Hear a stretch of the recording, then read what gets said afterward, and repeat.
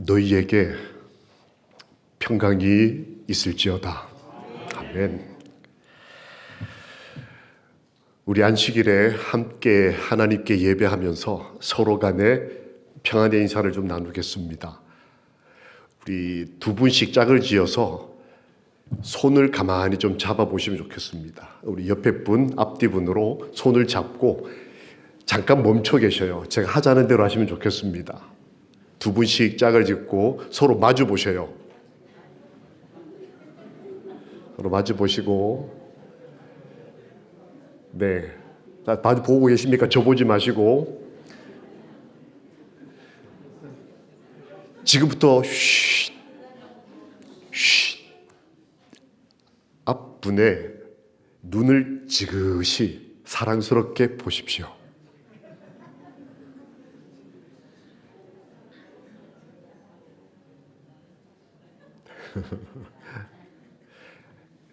그리고 온 마음을 다해서 평안하기를 바랍니다 라고 인사를 나누겠습니다.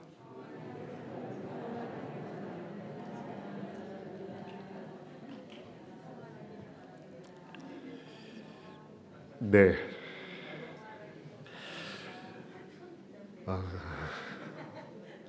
대부분 다 손을 놓으셨는데 아직도 잡고 좋아하시는 분들이 계셔요. 감사합니다. 저희는 올 한 해가 은혜의 해가 되기를 바라고 1년을 시작했습니다.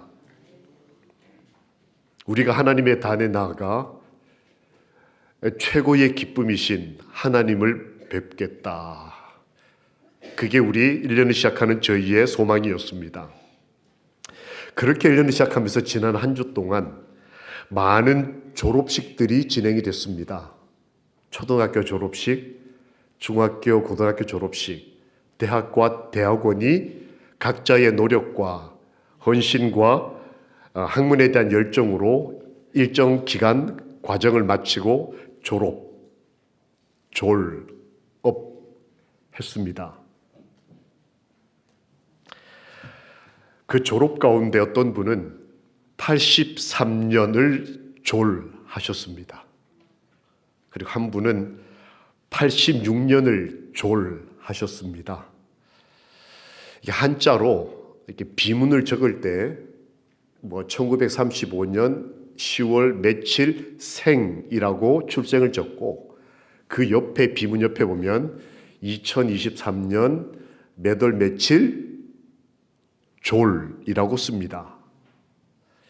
이 한자는 어떤 업무와 일정 기간의 교육 과정을 마치는 것을 표현할 때 졸업할 때 졸자를 쓰기도 하고, 이 졸자의 또 다른 의미는 마칠 졸, 죽을 졸을 뜻합니다. 지난 한 주 어떤 청년들은 그들의 중학교, 고등학교 일정을 마치고 다음을 기다리며 꽃다발을 들고 즐겁게 졸업했습니다. 그와 동시에 어떤 그리스도인 가정은 83년과 86년의 생을 졸하신 우리 사랑하는 분을 그리워하며 헌화하며 일주일을 보냈습니다. 성경에도 보면 시대에 극적인 졸업을 한 사건이 기록되어 있습니다. 첫 번째 사건은 가인과 아벨의 졸 사건입니다.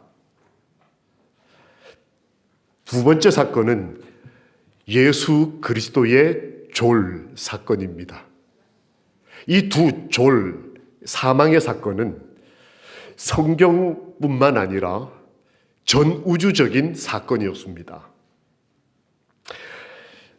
먼저 창세기 3장 15절에 보면 이 충격적 졸업식을 겪은 두 여자의 후손 얘기가 나옵니다.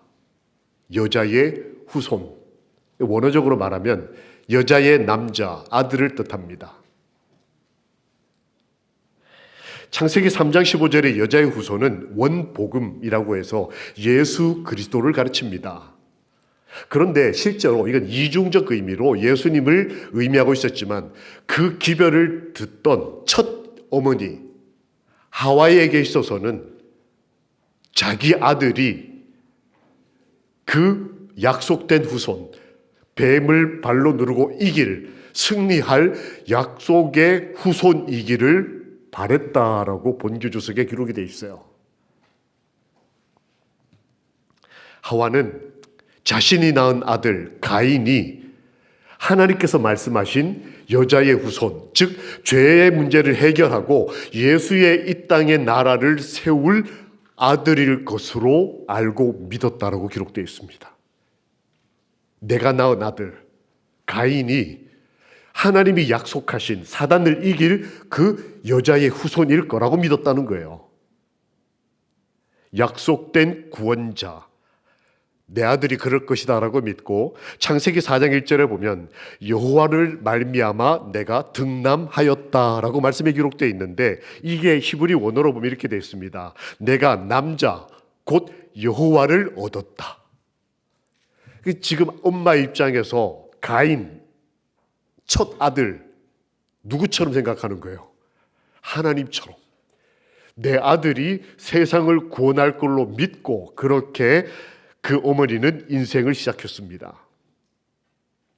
두 여자의 후손, 우리가 알고 있는 예수 그리스도 원복음에 나타난 계시된 예수님이 첫 번째 그 여자의 후손이라면, 그 당시의 어머니였던 하와는 자기 아들 가인이 그 후손일 줄 믿었다는 거예요. 이 두 여자의 후손은 공통점이 있었습니다. 가인하고 예수님은 공통점이 있었어요. 첫 번째 공통점은 두 어머니가 다 하나님께 기별을 들었습니다. 하와는 창세기 3장 15절을 통해 내 품에서 난 아들이 세상을 구원할 거야 라고 하는 소식을, 원복음을 들었어요. 창세기 3장 15절을 들었습니다. 예수님의 어머니 마리아도 이 소식을 듣습니다. 가브리엘이 와서 너에게 아들이 태어날 텐데 그 아들이 하나님의 아들이고, 그 누가복음의 기록이고, 마태복음에 보면 그 아들이 백성을 죄에서 구원할 것이다. 그러니까 두 어머니, 하와라는 어머니와 마리아라는 어머니가 둘 다 자기 아들들이 사람을 구원하는 아들이 될 것이라는 믿음을 가지고 고통 속에 아들을 낳으면서도 그 아들에게 젖을 먹이고 자기를 희생하며 가족을 챙기고 아이를 위해 모든 것을 바치는 어머니들이 됐습니다. 두 어머니가 다 하나님께 기별을 들었다. 또 다른 공통점은 하나님께서 두 아들과 함께 계셨다. 예수님과 하나님이 함께 계셨다, 이거 금방 우리가 아멘 되고 얼마든지 증거는 많습니다. 여러분, 혹시 하나님이 가인과도 함께 하셨을까요? 살인자 가인과. 제가 성경을 읽다 보니까 참 놀라운 걸 발견했습니다. 하나님이 가인과 아벨 중에 아벨의 제사를 받아주셨어요. 그런데 대화는 누구하고 하셨냐면 가인과 하셨습니다. 두 아들이 있습니다. 가인이라고 하는 어머니에게 총애를 받던, 세상을 구원할 것으로 여겨졌던 그 아들이 동생을 죽입니다. 그런데 그 사건, 창세기 4장 사건에서 하나님께서는 가인과 함께 계셨다라고 기록이 되어 있더라고요. 가인에게 다시 기회를 주시기 위해서 자비와 오래 참으심으로 가인을 찾아오셨다. 저는 하나님께서 이런 분이시라는 것을 새롭게 발견했습니다. 살인당한, 아니면 그 불쌍한 어머니, 살인자의 어머니나 아버지에게 하나님이 찾아오셨기 전에 하나님은 그 첫 살인자, 첫 졸, 이게 왜 큰 사건이었을까요? 인간이 인간을 처음으로 이렇게 해치는 사건이기도 했지만 전 우주에서 생명이 죽는 걸 처음 경험하는 사건이었어요. 다른 나라에서 없었던, 우주 어디에서 없었던 하나님이 만드신 생명이 생명을 잃어버리는 이 기가 막힌 상황. 지금이야 이것이 고통스럽지만 너무나 많은 경험들입니다. 그런데 전 우주가 처음으로 하나님이 만드신 생명이 숨쉬지 않는, 심장이 멈추는 이 기가 막힌 졸업을 경험하고 있었어요. 그때 여호와께서는 그 가해자 가인 옆에 계셨습니다. 저는 이것이 얼마나 마음에 깊은 감동이 됐는지 몰라요. 우리가 큰 어려움을 당할 때 종종 허무함과 무력감에 좌절할 때가 있습니다. 내가 의사인데 내 아내를 치료하지 못할 때, 내가 목사인데 내 아이가 믿음이 약해질 때 정말 무력해요. 어찌할 줄 모르고 하나님께 기도할 때가 있습니다. 그때 말씀해 보니까 하나님은 가인에게 찾아오셨다. 그리고 그에게 대화를 하시면서 가인을 잃어버리지 않으시려고, 가인의 제사는 하나님께서 거절하셨지만 가인은 끝까지 살아가셨다, 이렇게 기록되어 있더라고요. 잘못된 방식으로 예배드리는 가인의 선택을 하나님은 받아들일 수는 없었지만, 그 잘못된 행동은 거절하셨지만 그 가인은 하나님이 사랑하셨다는 거예요. 끝까지.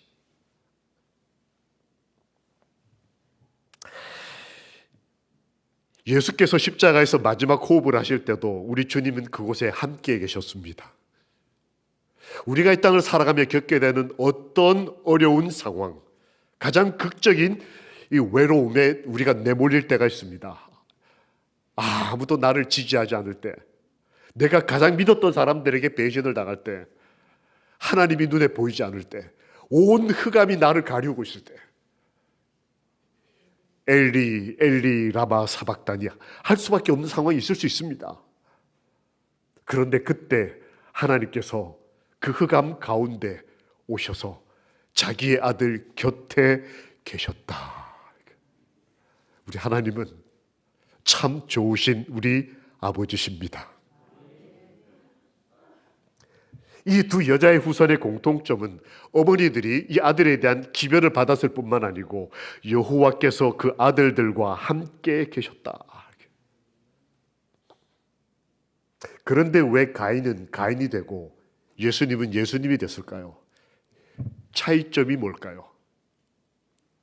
우리가 이 땅을 살아가며 겪게 되는 졸, 때로는 졸업, 때로는 회사를 옮기는 일, 때로는 가정의 어떤 어려움, 여러 피하고 싶은 어떤 고난에 직면하게 될 때에 어떤 선택을 하느냐에 따라서 어떤 사람은 가인의 길을 걷고 어떤 사람은 예수의 길을 걷게 되는 것입니다. 똑같이 지금 사망이라고 하는 전 우주가 놀라고 있는 극적 상황에서 어떤 선택을 했길래 이렇게 두 사람의 인생이 나눠지게 됐을까요? 첫 번째는 피입니다. 가인은 하나님 앞에 나올 때 속죄의 피가 없이,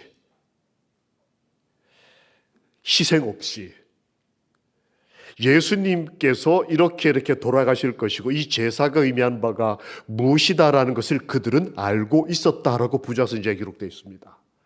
그러니까 가인은 몰라서 곡물로 제사를 드린 게 아니고 알고 있으면서도 의도적으로 예수님의 피를 상징하는 어린 양을 배제시켰어요.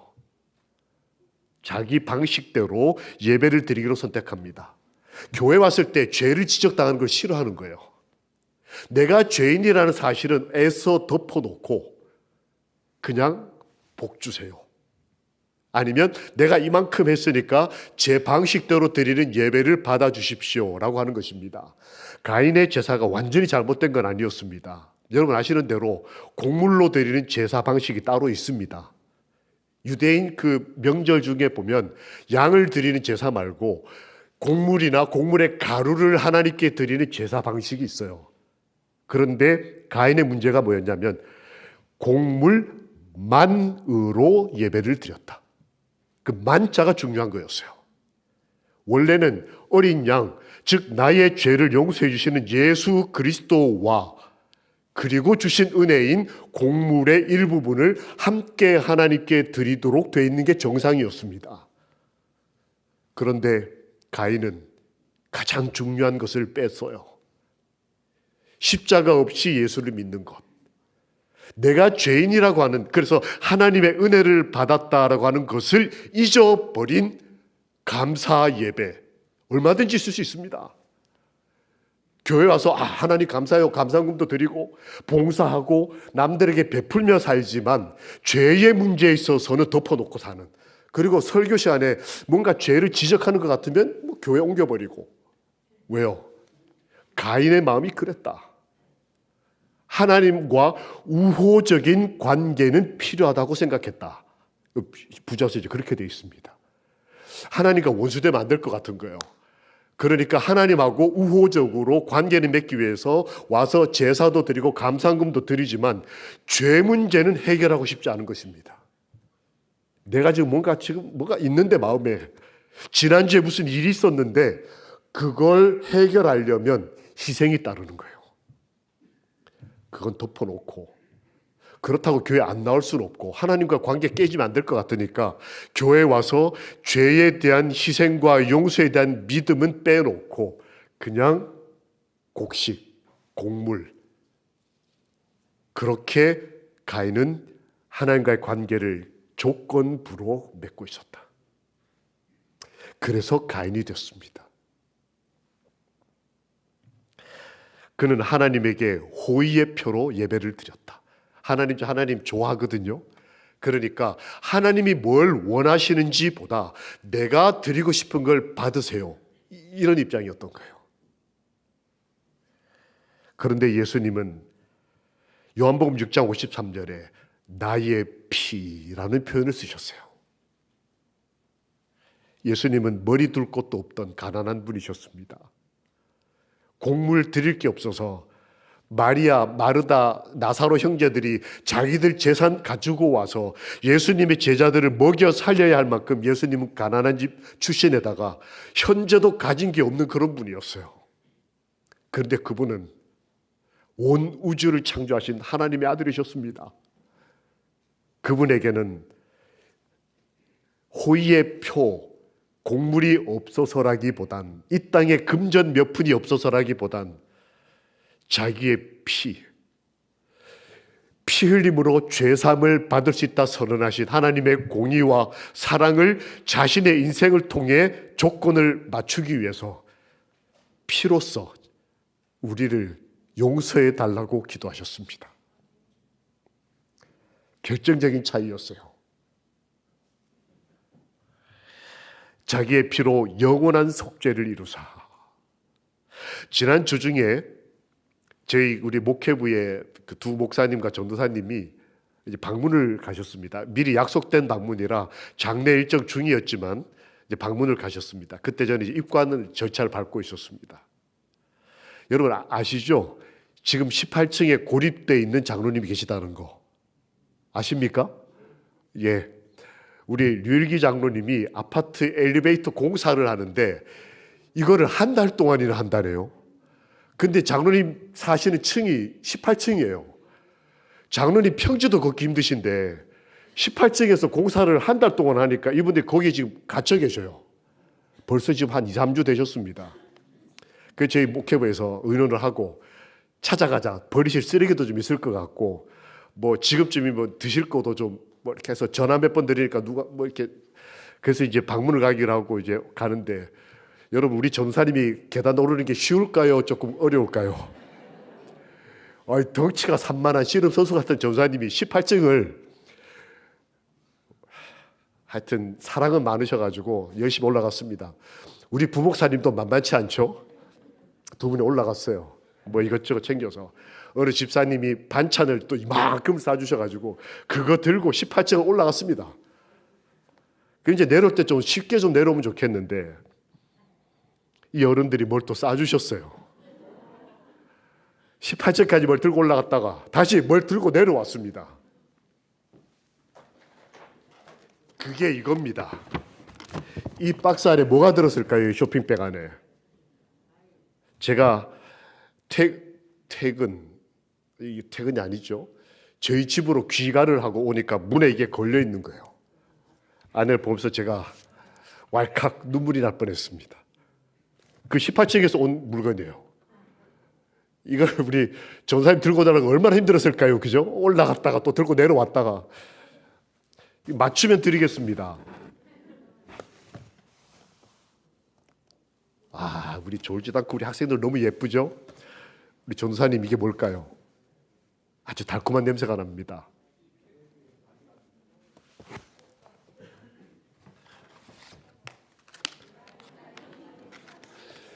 하늘에서 내려온 딸기입니다. 이것도 분명히 누군가가 끌어올렸을 거예요. 그대로 다시 내려왔습니다. 제가 이걸 먹을 수가 없었어요. 그래서 오늘 교회 오면 학생들을 줘야 되겠다.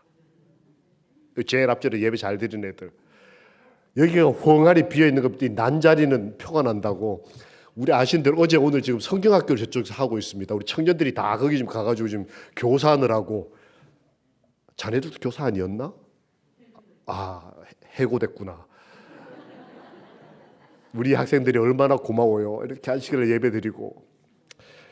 이게 18층에 사시는 장로님과 집사님이 너희들에게 주라고 보내신 딸기야. 누가 나와서 받을래? 한 명 다 와봐.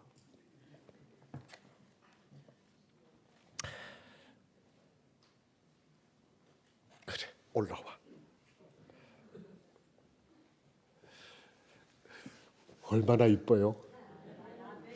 우리 장로님과 집사님이 그 가운데 2, 3주를 지금 갇혀 계시는데도 이 먹을 걸 나눠주시면서 신앙의 대를 이어갈 수 있도록 받고 같이 나눠 먹는 거야.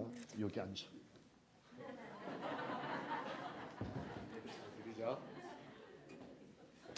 이렇게 예배 드리는 것도 쉽지 않아. 제가 들은 소식이 있습니다. 갔더니 목사님 저희 괜찮아요. 영상으로 지금 예배 드리고 있어요. 장로님 안녕하세요. 그리고 예배가 마치고 나면 어느 장로님, 어느 집사님이 오셔서 과자도 주시고 과일도 주시고. 그 얘기는 누군가가 18층까지 걸어 올라오셨다는 얘기예요. 누군가가 18층까지 과자 사서, 이건 그 중에 아주 작은 일부일 뿐이고, 누군가가 그 꼭대기를 걸어 올라와서 잘 계시는지, 마실 물은 잘 있는지, 어디 편찮으신 데는 없는지, 누군가가 함께 있어준다는 것이 얼마나 좋은지. 집사님이 전화 목소리로 괜찮아요 목사님 저희들 잘 있어요. 이분이 와서 사랑해 주시고 이분이 주시고. 그걸 그냥 그걸로 끝나지 않고 그 받은 감사함을 다시 땅으로 내려보내는 우리 믿음의 열조들이 계신 이 마석교회, 또 우리 젊은이들에게 그 믿음이 전해지고 전수돼서 대를 이어 우리 주님의 재림을 기다리는 이 교회는 그리스도의 피로 사신 구원받아 마땅한 하늘 가족들의 교회임을 믿습니다. 우리와 함께 하시는 하나님의 은혜가 이 안식일에 우리가 어디에 있든지, 18층 꼭대기에 격리되어 있든지, 코로나로 저 구석에 혼자 예배를 드리시든지, 수술 후에 재활을 하면서 이 영상으로 예배드리는 우리 장로님과 이윤찬 집사님에 이르기까지 하나님께서 내려보내시는 은혜와 위로하심으로 이 안식일에 평안을 누리시기를 우리 주님 예수님의 이름으로 기도합니다. 아멘. 율법을 쫓아 거의 모든 물건이 피로써 정결케 되나니 피 흘림이 없은즉 사함이 없느니라. 예수께서 우리의 예수 되시는 첫 번째 차이점은 같은 여자의 후손이었지만 그분은 우리를 위해 목숨으로 구원해 주신 우리 아버지시라는 겁니다. 우리가 다시 일주일을, 고난의 일주일을 살아가야 합니다. 외로울 수도 있습니다. 보고 싶은 분 때문에 밤새 잠 못 이룰 수도 있습니다. 부활의 소망 하나 붙들고 눈물을 삼켜야 할 수도 있습니다.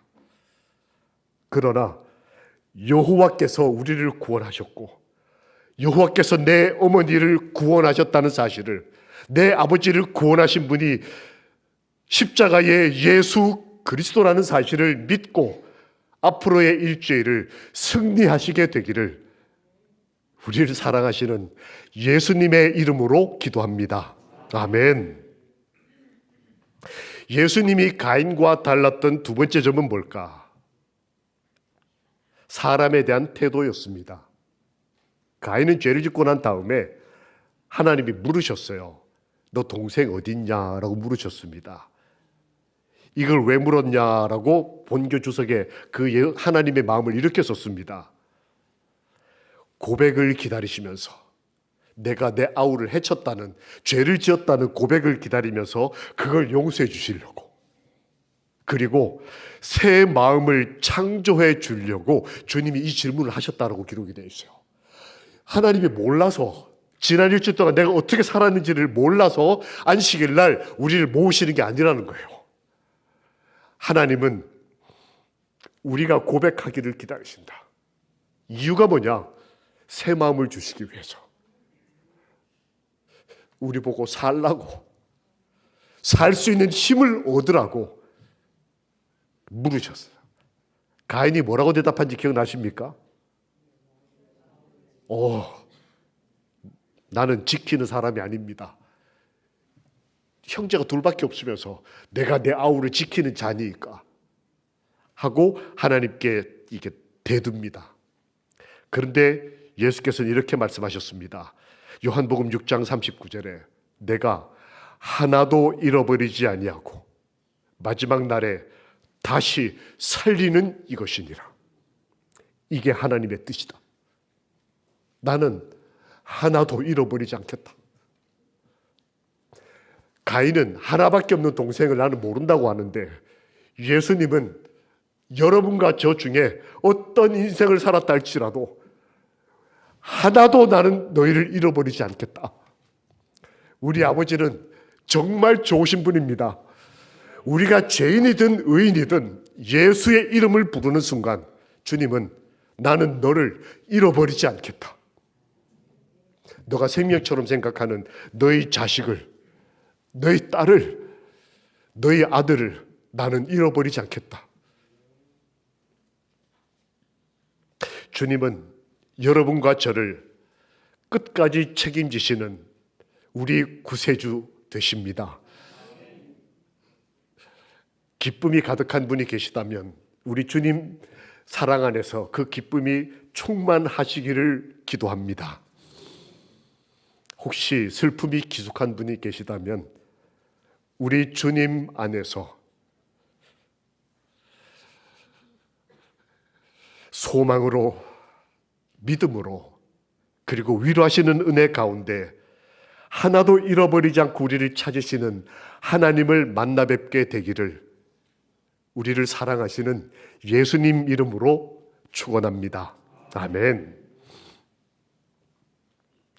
가인은 그의 특징이 순종하지 않는 거였어요. 그 죄 없던 시절에도 그런 친구가 다 있었더라고요. 불순종, 이 단어가 여러 번 나옵니다. 그리고는 분노했다. 하나님이 자기 동생의 제사를 받는 걸 보고 화가 났습니다. 그리고 해치고, 하나님께서 찾아오셔서 말씀하실 때도 그걸 거부합니다. 그리고는 졸업을 해버렸어요. 떠나버렸습니다. 그런데 예수님은 순종하셨다라는 말씀이 시대소망 갈바리장에 보면 여러 번 나옵니다. 순종하셨다, 순종하셨다, 복종하셨다. 이렇게. 그리고 그분은 분노하지 않으시고 그의 마음을 받아주지 않는 베드로까지도 끝까지 사랑하셨다. 이렇게 기록되어 있습니다. 그리고 그는 남을 해치는 분이 아니라 하나님과 하나 되기 위하여 자신을 희생하는 분이셨다. 그리고 그는 졸업 방식이 특별했습니다. 여자의 후손이 될 뻔했던 가인은 하나님을 떠나버리고 자기 책임을 떠나버렸습니다. 그런데 예수님은 졸업 방식이 달랐습니다. 그는 십자가 위에서 졸업한 것처럼 보였어요. 졸했습니다. 그런데 그분은 다시 살아나셔서 내가 세상 끝날까지 너희와 항상 함께 있겠다라고 떠나지 않으시고 우리와 함께 있는 방식으로 그의 인생을 졸업하셨어요. 세상의 방식은 이것은 떠나거나 묻거나 불태워야 합니다. 그런데 우리 주님의 졸업 방법은 부활하사 우리와 함께 계시는 방법을 택하셨어요.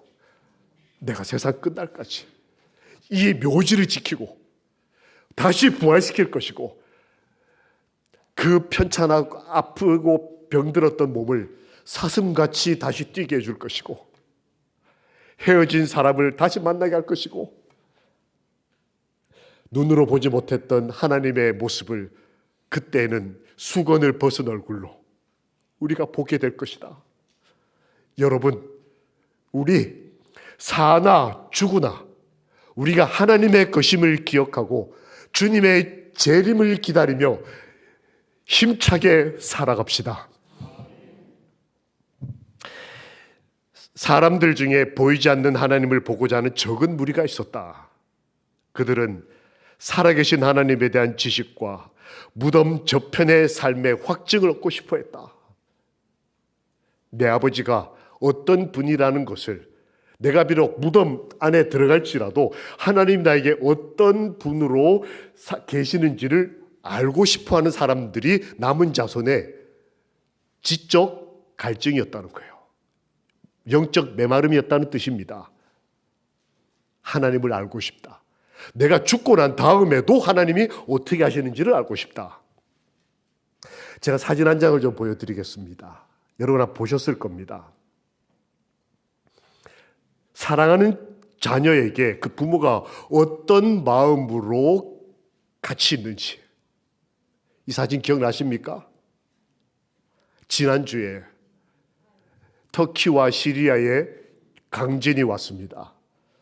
집이 수만 채가 무너지면서 사람이 아직 얼마나 죽었는지 숫자도 셀 수 없는 어려움이 왔는데 저 아저씨가 지금 뭐 하고 있는지 기억나셔요? 저 추운데 영하의 날씨에 저 아저씨가 저기 앉아서 뭐 하고 계실까요? 왼손을 뭔가를 잡고 있습니다. 이게 좀 회상도가 떨어져서 잘 안 보이실 텐데 왼손으로 뭔가를 잡고 있어요. 그게 뭘까요? 딸의 손입니다. 밤에 지진이 왔지 않습니까? 근데 이 아버지는 살아남았어요. 어떻게? 근데 딸은 빠져나오지를 못했습니다. 보시면 그 매트리스가 보여요. 침대 매트리스. 그냥 그 위에 이렇게 무너졌어요. 죽은 딸의 손을 잡고 아버지가 떠나지를 못하는 겁니다. 살릴 수 있는 희망이 있어서가 아니에요. 이 죄악된 땅에 어떨 때는 이럴 수밖에 없을 때가 있습니다. 그런데 아버지는 죽었다고 떠나지 않는 거예요.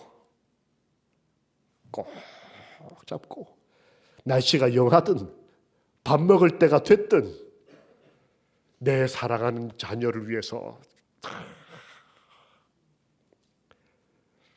아직 인간의 모습 속에 남아있는 우리 하나님의 모습인 것입니다. 내가 세상 끝날까지 너희가 사나 죽으나 내가 함께 있겠다. 그 아버지의 형상을 닮은 인간 본연 깊이 남아있던 그 끊임없는 사랑이 딸의 죽음 앞에서도 이미 차게 식은 아무리 불러도 대답하지 못하는 그 딸의 손을 꽉 잡고 그 자리를 떠나지 않아요. 밥도 굶고 따뜻한 것도 거절하고 물 한 모금 마시지 않고 딸을 끝까지 옆에서 지켜내고 있는 이 아버지의 모습은 하나님의 모습을 닮은 것입니다. 우리 아버지는 이 땅에 우리를 부르러 오실 때까지 이 죄의 문제가 끝날 때까지 저희를 떠나지 않으시는 우리 아버지. 여러분, 우리가 어떤 어려움과 고난을 앞으로 겪어낸다 할지라도 내 옆에 사랑의 마음조차 다 식어버린 내 차디찬 손을 끝까지 붙들고 계시는 내 아버지 하나님이 살아계심을 우리 굳게 믿읍시다.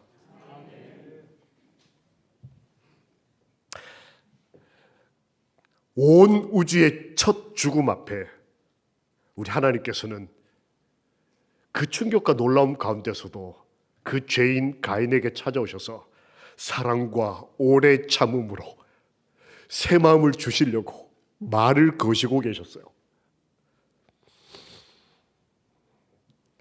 그리고 남은 해쳐놓고 자기가 죽을까 두려워하는 가인에게 너는 죽지 않을 거야.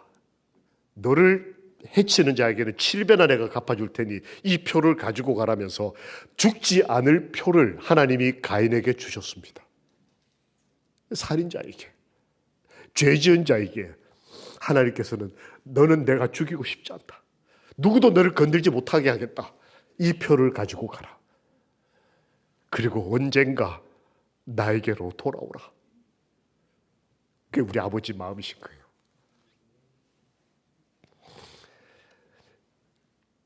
다음 사진 보여주시겠습니까? 우리에게는 이런 아버지가 함께 계시는 그런 은혜의 인생을 살아갑니다. 그런 사람을 우리는 그리스도인이라고 부릅니다. 다음 사진. 그리스도인이셨습니다. 지난 한 주 동안 졸하셨어요. 하지만 하나님께서는 이분에게 영원한 하나님 아버지가 되십니다. 함께 찾아오신 우리 유정 여러분, 그리고 우리 고 윤 집사님을 사랑하시고 기억하시고 보고 싶어 하시는 우리 하늘 가족 여러분, 이분은 우리 아버지 하나님을 함께 사랑하던 우리 가족이셨습니다. 잠깐 주무시지만 곧 주님 오실 때에 부활하사 우리와 함께 아버지를 뵙게 될 것을 믿습니다. 이분의 인생을 이렇게 그 자녀들이 썼습니다. 우리 어머님은 단 한 번도 흔들림 없이 하나님을 향해 묵묵히 나아갔다. 그의 평생을 기억하는 그의 따님이 적은 글입니다. 우리 어머니는 단 한 번도 흔들림 없이 하나님을 향해 묵묵히 나아가는 분이셨다. 이 믿음의 친구와 함께 우리 주님 만날 때까지 저희도 흔들림 없이 우리 아버지 앞으로, 아버지의 단 앞으로 조용히 겸손히 그러나 신뢰하며 한 걸음씩 다가가는 하늘 가족들이 되시기를 예수님의 이름으로 기도합니다. 아멘. 다음 또 다른 그리스도인이 계십니다.